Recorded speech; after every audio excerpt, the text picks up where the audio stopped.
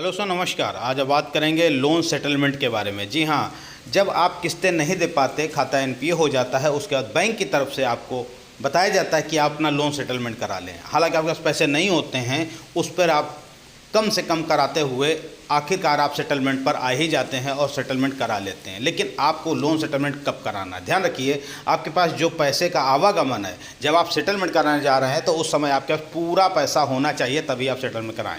अंतरिम पड़ाव जो आता है वो आता है लोक अदालत का आता है। लोक अदालत में 3 बार आपके पास नोटिस आती है। तीसरी बार नोटिस में आपको जाना अनिवार्य होता है और वहाँ जाकर अपना लोन सेटलमेंट करा सकते हैं। लेकिन आज हम बात करेंगे लोन सेटलमेंट अब नहीं होगा। तो क्यों नहीं होगा लोन सेटलमेंट? लोन सेटलमेंट इसलिए नहीं होगा यदि आपने एक से अधिक लोन ले रखे हैं और आप किसी एक लोन का सेटलमेंट चाहते हैं या पुरुष है, तो आपका एक लोन का सेटलमेंट नहीं होगा। आपको जितने भी लोन होंगे, हालांकि लोन कई प्रकार के होते हैं, जैसे कि unsecured loan, secured loan, consumer loan, gold loan, KCC इत्यादि वगैरह कई सारे लोन होते हैं। लेकिन जहां मुख्यतः बात करते हैं वहां जो सेटलमेंट का प्रोसेस आता है वो केवल और केवल अनसिक्योर्ड लोन में आता है। ध्यान रखिएगा, अगर आपके पास सिक्योर्ड लोन है, कंज्यूमर लोन है, गोल्ड लोन है, केसीसी लोन है, इनमें सेटलमेंट का कोई ऑप्शन नहीं होता है। ये बात याद रखिए कि अगर आपने 20 लाख से कम का सिक्योर लोन भी लिया है तो आप इसको भी पूरी तरह से माफ़ करा सकते हैं।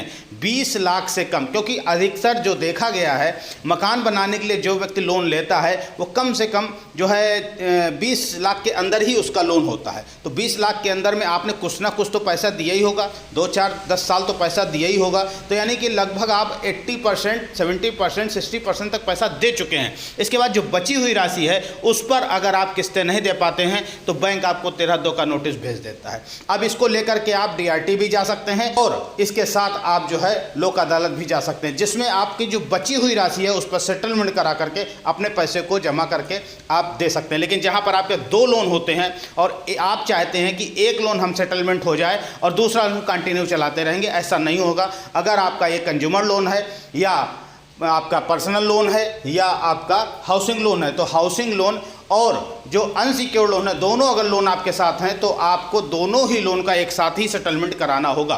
तो आप याद रखिएगा, कभी भी अगर आप एक लोन का 2 लोन है, 3 लोन है, 4 लोन है, आप किसी एक का सेटलमेंट कराने जा रहे हैं तो ऐसा नहीं होगा। और बैंक के झांसे मत आइए। बैंक आपको ये कह देगा कि हाँ ठीक है, हम आप एक लोन का सेटलमेंट कर देंगे, दूसरा आप कंटिन्यू करिए, हम उसको कंटिन्यू कर देंगे। लेकिन जैसे ही आप एक का पैसा पूरा कर पाएंगे वैसे ही आपको बैंक दूसरे लोन के एवज में नोटिस भेज देगा और आपको पूरा पैसा जमा कराने का बात कहेगा। तो याद रखिएगा, इस प्रकार के भ्रम में ना आइएगा।